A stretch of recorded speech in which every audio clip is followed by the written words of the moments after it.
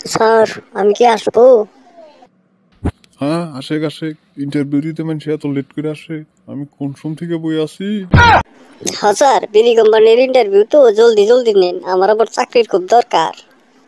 হ্যাঁ, তাহলে আমরা ইন্টারভিউ শুরু করি। বল একটু দেখি পৃথিবীর আকার কেমন।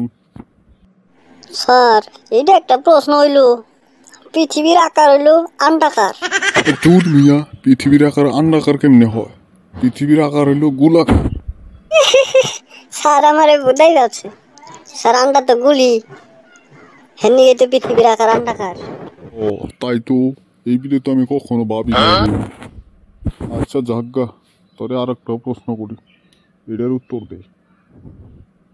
তুই যে বিড়ি কোম্পানিতে ইন্টারভিউ দিতে নিয়ে গাইছা, বিড়ি টিড়ি খাস তো?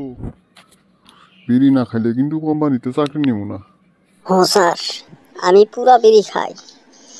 রাইতে আমার বিড়ি না খাইলে ঘুমই আসে না, সকালে আমার বিড়ি না খাইলে আগায় আসে না, যার জন্য আমি পুরা বিড়ি খাই। স্যার তাও চাকরিটা দেন, আমার চাকরির খুব দরকার। আচ্ছা, এই ব্যাপার। তাহলে তো তুই বিড়ি কোম্পানি ফুত্তা বানিয়ে দিবি বিড়ি খাইতে খাইতে। না স্যার, অত খাই না তো, এই রাতে একটা বিড়ি খাই, ঘুম আসে না, সকালে একটা বিড়ি খাই, আগা আসে না বিড়ি না খাইলে, যার জন্য আমি এটা দুইটা বিড়ি খাই রাতে।